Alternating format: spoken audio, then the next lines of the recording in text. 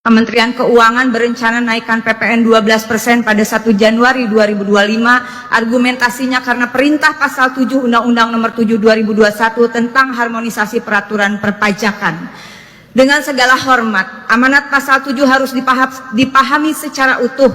Jangan hanya diambil pasal 7 ayat 1 yang berbunyi pada huruf B sebesar 12% mulai berlaku paling lambat tanggal 1 Januari 2025. Sesuai dengan pidato Ibu Ketua DPR tadi yang menyatakan bahwa DPR adalah mitra konstitusional pemerintah, maka keputusan PPN 12% penting menggunakan pertimbangan konstitusional keadilan sosial bagi seluruh rakyat Indonesia yang jelas merupakan komitmen Presiden Prabowo disampaikan pada pidato pelantikan 20 Oktober 2024. Dengan segala hormat, mari kita baca dan hayati pula pasal 7 ayat 3. Tarif pajak pertambahan nilai sebagaimana dimaksud pada ayat 1 dapat diubah bukan hanya paling tinggi 15%, tapi bisa juga diubah paling rendah 5%. Dalam penjelasannya disampaikan juga bahwa keputusan naik tidaknya harus mempertimbangkan perkembangan ekonomi dan moneter serta perkembangan harga kebutuhan pokok setiap tahunnya.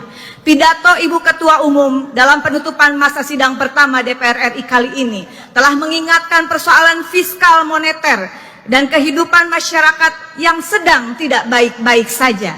Terjadi PHK massal, dan kemudian juga deflasi selama kurang lebih 5 bulan berturut-turut yang harus diwaspadai berdampak pada krisis ekonomi serta adanya kenaikan harga kebutuhan pokok. Sementara pertimbangan untuk dana pembangunan, saya sangat berharap pembangunan infrastruktur wajib dengan skala prioritas yang memengaruhi hajat hidup orang banyak. Inovasi dan kreativitas mencari sumber anggaran negara yang tidak membebani pajak rakyat dan membahayakan keselamatan negara.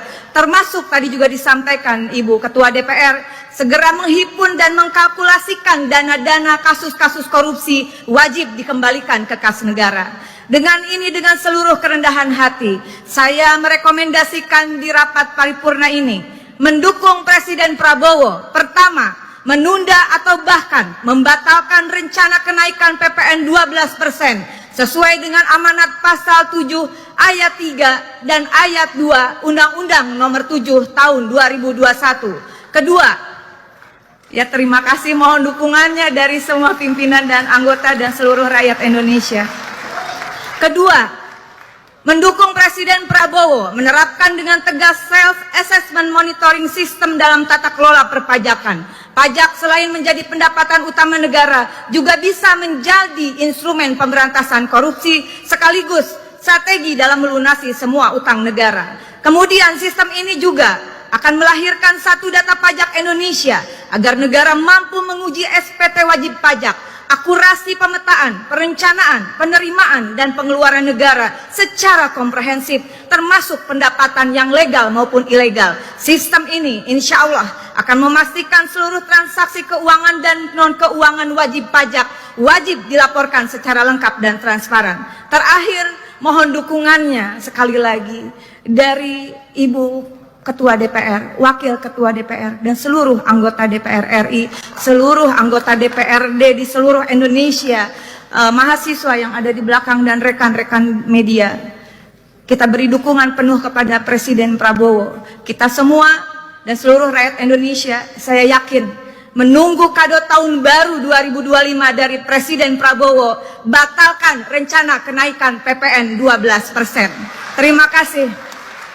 Wallahul muwaffiq ila aqwamit thoriq. Wassalamualaikum warahmatullahi wabarakatuh.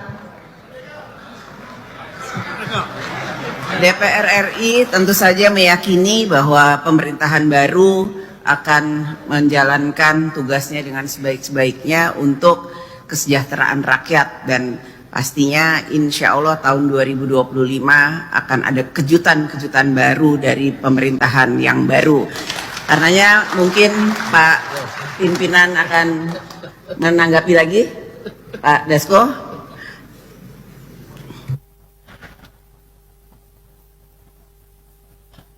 Menaikkan pajak barang mewah sebesar 12%, menurunkan pajak yang berguna bagi masyarakat. Itu usulannya. Usulannya begitu, setuju nggak? Nah, kita tunggu kejutan di tahun 2025, semoga membawa berkah dan kesejahteraan bagi seluruh rakyat Indonesia. Amin. Sidang Dewan yang kami hormati, dengan demikian selesailah acara rapat paripurna hari ini. Selaku pimpinan rapat, kami menyampaikan ucapan terima kasih kepada yang terhormat para anggota Dewan dan hadirin sekalian atas kehadirannya dalam mengikuti rapat paripurna Dewan hari ini. Sebelum menutup acara rapat paripurna hari ini, sekali lagi kami mengucapkan selamat bekerja di masa reses dan bertemu dengan konstituen di daerah pemilihan